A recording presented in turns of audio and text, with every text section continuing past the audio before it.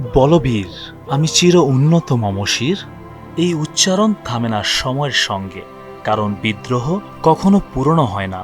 এই মাটিতে কিছু মানুষ জন্মায় শুধু বাঁচার জন্য নয়, প্রতিবাদের ভাষা হয়ে ওঠার জন্য।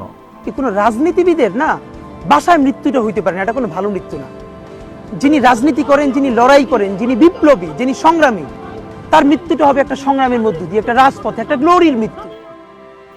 নজরুলের মতো বিদ্রোহী কবির পাশে সমাহিত হলেন শহীদ শরীফ ওসমান হাদী, একজন মানুষই নয়, যেন এক প্রতীক, যার কণ্ঠ ছিল অন্যায়ের বিরুদ্ধে বিদ্রোহের আগুন।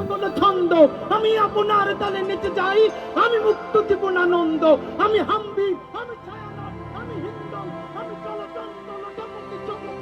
18 ডিসেম্বর রাত 9:30টার দিকে সবাইকে কাঁদিয়ে সিঙ্গাপুর জেনারেল হাসপাতালে চিকিৎসাধীন অবস্থায় মারা যান বিপ্লবী ওসমান হাদী।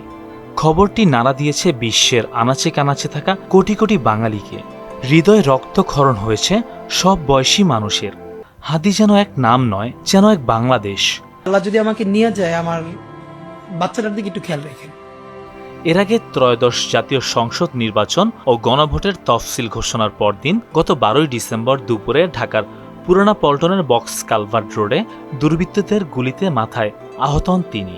প্রথমে তাকে ঢাকা মেডিকেল কলেজ হাসপাতালে এবং পরে এভার কেয়ার হাসপাতালে ভর্তি করা হয়। অবস্থার অবনতি হলে উন্নত চিকিৎসার জন্য 15 ডিসেম্বর এয়ার অ্যাম্বুলেন্সে তাকে সিঙ্গাপুর নেওয়া হয়।